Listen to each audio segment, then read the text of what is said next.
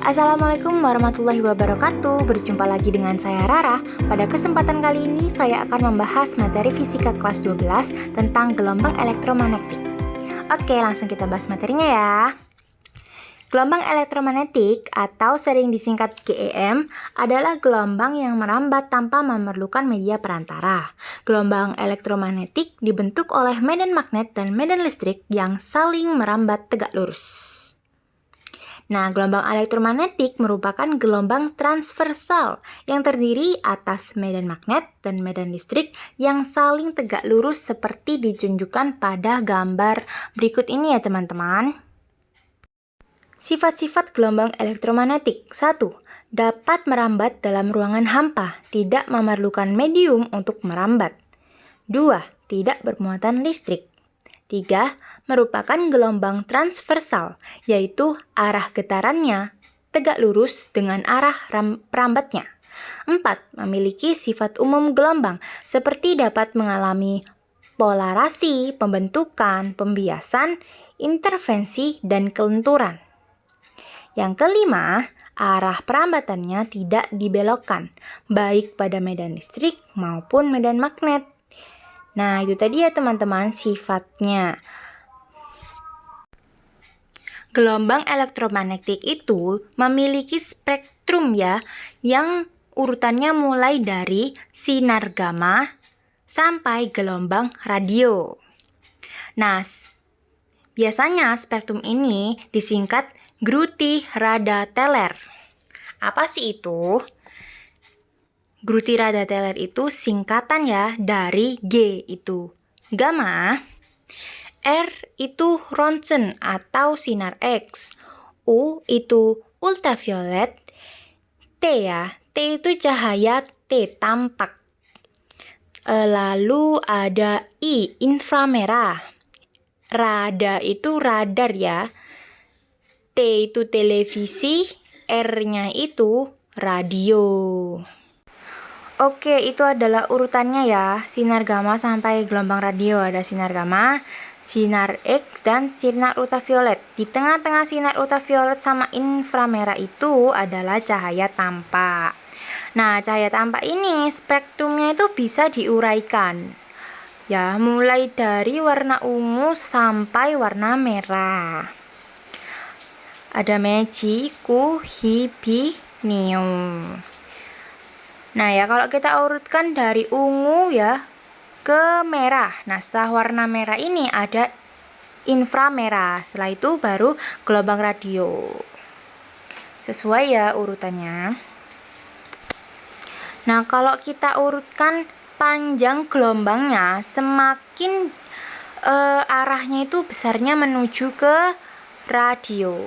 Jadi panjang gelombang sinar gamma jauh lebih kecil dibanding panjang gelombang radio yang kalau dilihat dari frekuensinya itu kebalikannya ya teman-teman. Jadi lebih besarnya itu ke sinar gammanya. Oke, saya tuliskan frekuensi besar. Oke, jadi frekuensinya sinar gamma itu lebih besar dibandingkan gelombang radio. Oke, karena frekuensinya besar, maka energinya juga besar. Nah, ini tuh ada rumusnya, E sama dengan H kali F. Jadi, semakin besar frekuensinya, maka semakin besar pula energinya. Nah, ini persamaan gelombang elektromagnetik. Itu umumnya adalah V sama dengan lambda dikali F. V itu kecepatan, lambda itu panjang gelombang, dan V itu frekuensi. Untuk gelombang elektromagnetik, kecepatannya itu bisa diubah ya jadi C, sehingga persamaannya itu, nah itu jadi C sama dengan lambda kali V. C itu cepat rambat gelombang ya.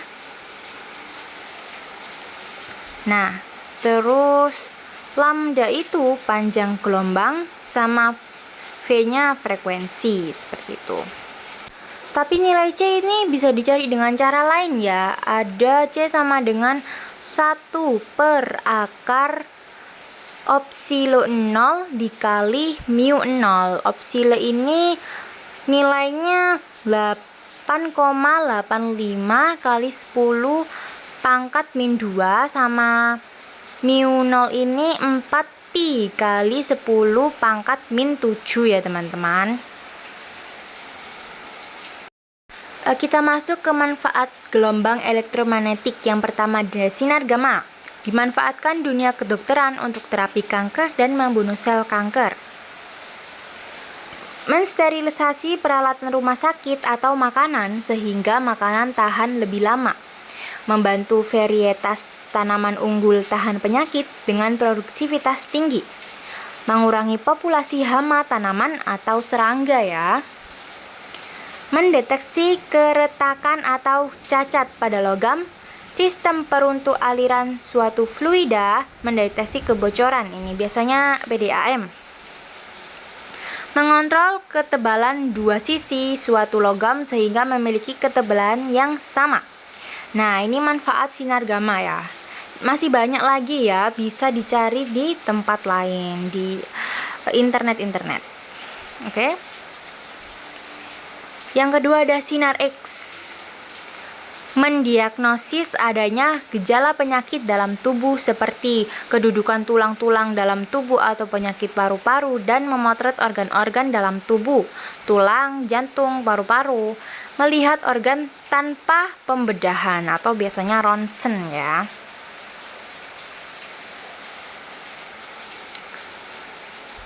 Oke. Menganalisis struktur atom dari kristal. Mengidentifikasi bahan atau alat pendeteksi keamanan. Mendeteksi keretakan atau cacat pada logam. Memeriksa barang-barang di bandara udara atau pelabuhan. Nah, itu juga adalah manfaat dari sinar X ya, teman-teman. Oke, yang ketiga ada sinar ultraviolet. Untuk proses fotosintesis pada tumbuhan. Membantu pembentukan vitamin D pada tubuh manusia. Dengan peralatan khusus dapat digunakan untuk membunuh kuman penyakit, menyuci hamakan ruangan operasi rumah sakit, berikut instrumen-instrumen pembedahan. Memeriksa keaslian tanda tangan di bank-bank, keaslian uang kertas dan lainnya, banyak digunakan dalam pembuatan integrated. Selanjutnya ada cahaya tampak. Ya, pastinya membantu penglihatan mata manusia lah salah satunya.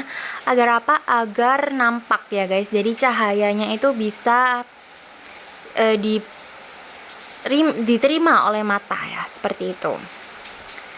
Lalu ada salah satu aplikasi dari sinar tampak adalah penggunaan sinar laser dalam serat optik pada bidang telekomunikasi.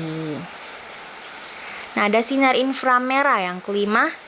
Terapi fisik menyembuhkan penyakit cacar dan encok, physical therapy ya guys. Ada fotografi pemetaan sumber daya alam, mendeteksi tanaman yang tumbuh di bumi dengan detail, fotografi diagnosa penyakit, remote control berbagai peralatan elektronik, mengeringkan cat kendaraan dengan cepat pada industri otomotif. Pada bidang militer, digunakan teleskop inframerah yang digunakan untuk melihat di tempat yang gelap atau berkabut dan satelit untuk memotret permukaan bumi meskipun terhalang oleh kabut atau awan. Jadi biar masih terlihat ya, ada sistem alarm malingnya juga. Ya, lalu ada gelombang mikro untuk pemanas microwave. Dan yang kedua ada komunikasi radar atau radio detection and ranging. Menganalisis struktur atomik dan molekul, mengukur kedalaman laut, dan digunakan pada rangkaian televisi. Gelombang radar itu diaplikasikan untuk mendeteksi suatu objek ya, memandu pendaratan pesawat, membantu pengamatan di kapal laut atau pesawat terbang pada malam hari atau cuaca kabut, serta untuk menentukan arah dan posisi yang tepat. Yang ketujuh ada televisi dan radio. Ya, ini yang sering digunakan untuk apa? Alat komunikasi sebagai pembawa informasi dari suatu tempat ke tempat yang lain. Ini kan ya sering kita gunakan lah ya untuk lihat TV, nonton radio gitu. Di sini juga ada bahayanya dari radiasi ya. Jika penggunaannya itu melebihi batas kontrol dan gelombang elektromagnetiknya itu ya pastinya akan berbahaya ya guys ya. Yang pertama itu sinar gamma. Ini tuh membunuh sel kanker dalam tubuh manusia. Tapi kalau daya yang digunakan itu sangat tinggi, itu bisa mempengaruhi ya guys. Karena jadi kita harus mengatur frekuensi atau panjang gelombangnya agar tidak membahayakan manusia. Yang kedua ada ultraviolet. Ini tuh bisa bagus ya untuk tubuh dengan vitamin D-nya. Tapi kalau jangka waktunya lama, ultraviolet ini juga mengakibatkan kanker kulit yang menyebabkan katarak mata. Begitu. Lalu yang ketiga ada gelombang mikro HP, dapat mengurangi kekebalan tubuh, menghilangkan konsentrasi, menurunkan tingkat kecerdasan, sakit kepala, bahkan dapat menyebabkan kanker otak. Nah, jadi mulai sekarang jangan sering-sering ya main HP. Oke, tapi kalau dipikir juga ya, apa daya lah di masa sekarang ini yang semuanya sudah digital. Mau tidak mau ya harus menggunakan HP dalam jangka waktu yang panjang. Ya, untuk itu semoga lah kita semua ini diberi kesehatan dan pastinya tetap semangat ya untuk belajar. Jadi, oke, demikianlah materinya tentang elektromagnetik. Jangan lupa subscribe dan like ya guys. Saya akhiri pelajaran hari ini sampai di sini. Semoga apa yang kita pelajari bermanfaat. Tetap semangat belajar, jaga kesehatan. See you again.